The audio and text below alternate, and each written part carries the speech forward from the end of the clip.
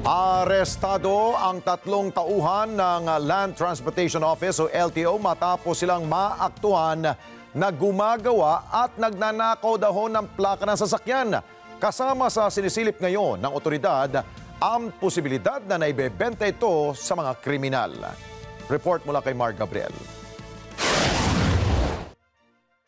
Pare, ano nyo na ito, boses nyo na ito? Na-arrest na natin kayo sa kasong qualified theft at robbery. Inaresto ng pinagsanib na puwersa ng QCPD at DILG Special Project Group ang tatlong lalaki na ito na pawang mga empleyado ng Land Transportation Office. Yan ay matapos silang maaktuhan na nagnanakaw ng plaka sa mismong planta sa loob mismo ng LTO compound sa East Avenue sa Quezon City. Nakilala ang mga sospek na sina Jenard Arida, RJ Anasco at Valeriano Nerizon, habang nakatakas naman ang isa pa nilang kasamahan. Nabawi sa mga sospek ang 5 plaka na tinangka nilang ipuslit. Sila yung may control doon sa warehouse. Yung dalawa kasi dyan ay tinatawag nating plate embosser. Yung isa naman ay siya yung pinaka-admin at yung isa ay ang warehouse man. Dahil may control sila doon sa pasilidad, nagagawa nilang makapaglabas ng mga plaka. Lumalabas sa investigasyon na matagal na itong ginagawa ng mga sospek.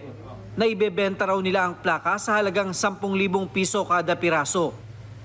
Napakadelikado ng kambal plaka sapagkat pag ang isang plaka ay nagkaroon ng kakambal at naikabit yan sa sasakyan na ginamit ng mga kriminal, definitely pag nag-imbestiga ang pulis, unang-unang mapupuntahan dyan yung registered owner ng plaka na nakakabit doon sa kanyang sasakyan at malaki ang possibility na yung tinatawag nating mistaken identity.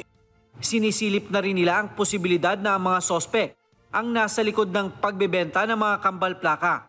Ito yung mga plaka na kinokopya sa mga lehitimong plaka na ikinakabit sa kaparehong modelo ng sasakyan. Yes, meron tayong mga kaso na ganyan. Yung ang isang sasakyan ay nagamit sa paggawa ng krimen at nung nag-follow up yung ating mga operatiba, chinek yung records, nakuha natin yung address. Nung pinuntahan natin, kaparehas yung plaka, kaparehas yung sasakyan, but hindi talaga sila yung gumawa ng krimen at may specific na pagkakaiba yung sasakyan na napuntahan. Iniimbestigahan na rin ng otoridad ang iba pang kasabwat ng mga sospek at kung saan ibinabagsak ang mga plaka.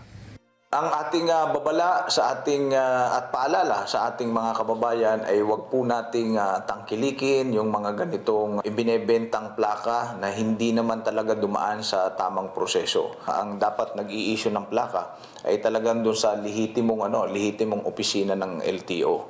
At kung sino man ang mahuhuli namin na tumatangkilik, bumibili ng mga plaka na peke at galing sa nakaw, ay may kaukulang kaso po yan at may kaakibat na pagkakulong.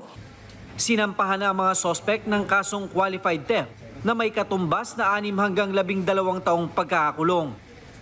Mark Gabriel, para sa Mata ng Agila, matatag, matapang, matapat. Pare, ano nyo na ito? Maraming salamat sa inyo pong pagsubaybay sa Mata ng Agila Primetime. Para malaman ang matatag, matapang at matapat na mga balita, i-follow lamang at mag-subscribe sa AtNet25 TV.